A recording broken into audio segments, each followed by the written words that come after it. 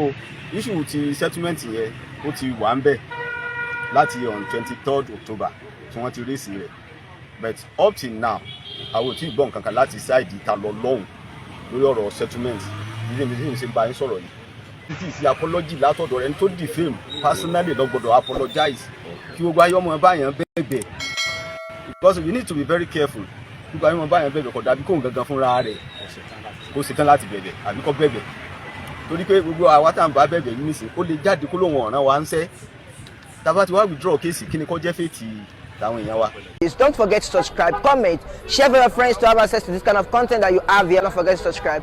I love and respect you. I'll be right back. Kéèsì ti TaniOlohun, àwọn ìjọ kan registered organization kan ni wọ́n pè lẹ́jọ́, à ń pè wọ́n ní Madrasatu Muhammad.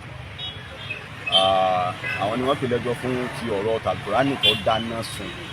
Tí Professor Ali Agan jẹ́ ọ̀gá wọn. Tó jẹ́ founder ọ̀gá. Àwọn ni wọ́n pè ẹjọ́ ti tòní. So asat àná àbíjẹta ni wọ́n pè mí ní àwọn lawyers yòókù ni pé TaniOlohun ò gba sáfíìsì tí ẹni ìwé kóòtù tí wọ́n lọ fún ní correctional service tó wà. So ìgbà tá a dé kóòtù lónìí Ọlọ́run ní kí lọ́ọ̀yà báńkì ó dúró fún torí pé nígbà tí ọ̀gbá yẹn tí kóòtù sì ti wọ́ọ̀nù rẹ̀ ní ìjọ ọ̀tà àkọ́kọ́ ti àfáwà làbíì pé gbogbo ìwé tí wọ́n bá mú wá kì í ṣàṣì pé ìwé ọmọ agúnyàn ọ̀sàgbà ó sì pé lọ́ọ̀yà rẹ̀ ó fún un kóòtù bá sọ̀rọ̀ yẹn síbẹ̀ kò gba eléyìí asáàsàrò yìí pẹ̀lú lọ́ọ̀yà rẹ̀ lọ́ọ̀yà Adémọ́lá Banks pé báyìí ló yẹ kó lọ báyìí kọ́ ló yẹ kó lọ. At the end of the day wọ́n ti adjourn sí 14 tó jẹ́ ọjọ́ mẹ́jọ torí pé 14 yẹn wọn náà ní ti àfàlà mi ló ń come up. Wọ́n ti wá sọ pé tọ́wá dijọ́ òun kí ni tí ọba ṣẹlẹ̀ lórí pé afúnníwèé kọ́ gbà ọgbà ká máa wá sọ Yorùbá tèmi àti lọ́ọ̀yà Adémọ́lá Banks náà lájọ agree sí 14 tó ṣe pé wọ́n gbé wá síbẹ̀síbẹ̀ kóòtù wọ́dà fún reproduction warrant fún eléyìí náà lọ́tọ̀. Fún ìgbẹ́jọ́ tó ṣẹ̀ṣẹ̀ parí ẹ̀sùn jíjó Kùránì lọ́tọ̀ ni wọ́n pè é fún.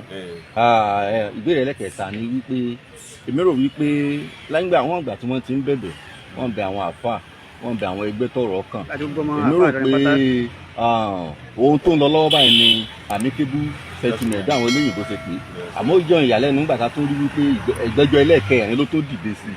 Kí ni ohun tó ń ṣẹlẹ̀ àti kí lẹ lè sọ sí ọ̀rọ̀ yìí sọ? Mo ṣe rí nǹkan kan bẹ tí ò yé àwọn èèyàn nípa ọ̀rọ̀ kóòtù. Mo lọ bá nǹkan láàárọ̀ yìí pé lọ́ọ̀ yàtọ̀ sí lọ́jìkì. Wípé ọgbọ́n orí lọ́ọ̀ òṣìṣẹ́ níbi pé bí èèyàn bá ṣe rí ọ̀rọ̀ níbi bí èèyàn bá ṣe rí ọ̀rọ̀ níbi bí àwọn bàbá wa ń ṣàkámọ́ bá ṣe rí no lọ́ọ̀ ti wà. So kálukú ni ọ̀wà sẹ́ẹ̀tì ọpọlọ rẹ̀ pẹ̀lú lọ́ọ̀ èsì pé lọ́ọ̀ láwàá yí padà fún lọ́jìkì. Nígbà bó ṣe yẹ kó rí nìyí kọ́. So issue ti settlement yẹn ó ti wà ń bẹ̀ láti on 23rd October tí wọ́n ti raise rẹ̀, but up till now àwọn ò tí ì gbọ́ nǹkan kan láti side TaniOlohun lórí ọ̀rọ̀ settlement. Ilé mi sì ń ṣe bá yín sọ̀rọ̀ yìí ìgbà tí wọ́n ń confam pé excuse me bàbá olúwo ti dé lẹ́tà apology wọn tí wọ́n kọ fúnra wọn àti tí lọ́ọ̀yà wọn kọ lé ó ti wà lọ́wọ́ mi ní ṣe ń bá sọ̀rọ̀ yìí.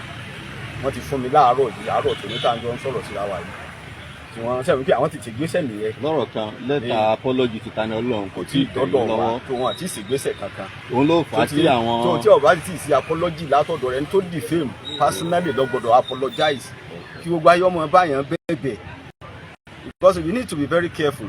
Gbogbo ayé ọmọ báyàn bẹ̀bẹ̀ kò dàbí kóhun gangan fúnra rẹ̀ kó ṣetán láti bẹ̀bẹ̀ àbí kó bẹ̀bẹ̀, torí pé gbogbo àwa tá à ń bá bẹ̀bẹ̀ yìí nísìn ó lè jáde kó lóun ọ̀ràn wa ń sẹ́ tàbá ti wá withdraw kéèsì kí ni kó jẹ́ fèètì táwọn èèyàn wa. Ẹgbẹ́ tí ò bá tètè bẹ̀bẹ̀ báyìí náà ó ṣeé ṣe kí kéèsì fún di 5. Tí táwọn míì bá tún pè wá àwọn dá wọn lóhùn. Iṣẹ́ tí wàá táwọn ń ṣe nìyẹn. Táàsì ti ń ṣe fún over 20 years. I think I've been on this job for 23 years. Ẹ bá wa dá orúkọ yín lẹ́ẹ̀kan sí fáwọn ará rẹ̀. Orúkọ mi ni US Imam tí mo jẹ́ olórí ikọ̀ agbẹjọ́rò fún àwọn ògo Ìlọrin bàbá wa Òkútagídí. Olórí ikọ̀ agbẹjọ́rò àwọn olùpẹ̀jọ́. Olùpẹ̀jọ́. Lẹ́gbẹ̀ẹ́ mi ni barrister SH Bayero BL Shafi akọ̀ tó bíi 5 ta bí àǹkọ́tù àmọ́ àwọn yòókù àwọn mi ti ní engagement mi. Àwọn tí wọ́n ń bú wa kí wọ́n múra sí tọ̀ kí wọ́n múra sí tọ̀. wọ́n ní ẹ̀yin tẹ́ ń bú èbú ẹ máa display ignorance yín. Mo wo fídíò kan lálẹ́ àná tí ẹnìkan sọ wípé ní lọ́n fi kéèsì ìwé kéèsì Saguru Maraji. So irú ẹnìyẹn nísìnyí báyìí ó dàbí pé gẹ́gẹ́ bí lọ́ọ̀yà tó wà lérí prógámù Sheikh Al-Fulani lánàá ti sọ ni wípé nǹkan ò yé ẹnìyàn. Ọ̀tọ̀ ni kéèyàn lọ léèwé, ọ̀tọ̀ ni kéèyàn mọ òfin. Ó tó àti rí ọ̀pọ̀lọpọ̀ èèyàn. Ìtẹ́rù fẹ́ ti bọ́gbọ́n ìtẹ́rù àmbẹ̀ yóò disappoint mi. Sentiment ò sì ráyè inú òfin. Bàbá ká tó máa lọ, ǹjẹ́ ṣé ìjìyà ń bẹ fẹ́ni tó bá jó Kùránì tòótọ́ ni? Ìjìyà wà á ti sọ, mo ti sọ ní program Dr. Al-Fulani. Sọ ti gbọ́ báwọn? Ìwọ tó ń sọ gbogbo ara rẹ̀ rà á. Ọkọ lọ rà á, kọ́dà kí wọ́n bùn, kọ́dà tó wá fẹ́ kí n bùn èmi lè bùn. Kọ́ wa lọ sún, wọn wá lọ sún. Ẹ dákun, ìbéèrè ṣẹ̀ṣẹ̀ ń wá sí mi ní orí ni. A rí ẹnìkan náà tóun náà wà nílùú òyìnbó tó sun Kùránì níná. Ṣé òfin Nàìjíríà ò gbé torí pé kò sún nínú Nàìjíríà ìlú òyìnbó ló ti lọ sún? Kò sí òfin ìlú tí ò gbé. Okay. Even ní most of the countries of the Europe, wọ́n ti gbogbo àwọn nǹkan báyìí náà ti di law wípé èèyàn gbọ́dọ̀ ṣe. Ìdánsẹ́ àwọn kí tí ó máa ń dá religious crisis sílẹ̀ ní kí ni objective rẹ̀, kí ni point tó fẹ́ ní kìí bẹ́ẹ̀, kí ni tó fẹ́ fàyọ, kí ìbá ti pé kí wọ́n kàn dá wàhálà lẹ̀. Ẹ dákun, ẹni tó bá wà ní. Tá a bá ti tán tá a bá dìlì pẹ̀lú wọn, international law tó govern rẹ̀ wà. Ní tí mo fẹ́ béèrè gan-an pé ṣé òfin ò lè mú ẹni tí ò bá sí Nàìjíríà torí wọ́n gbójúlé kínní yìí púpọ̀ o. Interpol wà tá a là yà sí pẹ̀lú wọn tí wọ́n rù wọn wá léwájú àwọn ìyà tí wọ́n fẹ́ jẹ. Ọlọ́run bá wa san yín lẹ́san rẹ̀. A ní rí jù báyìí lọ fún tòní gbogbo ẹ̀yin tẹ́ ń wò wá nílé. This is ODUA TV Watch. Don't forget to subscribe, comment your opinion, like, comment and share so that other people can get access to what you enjoy on our channel. Thank you. We love you.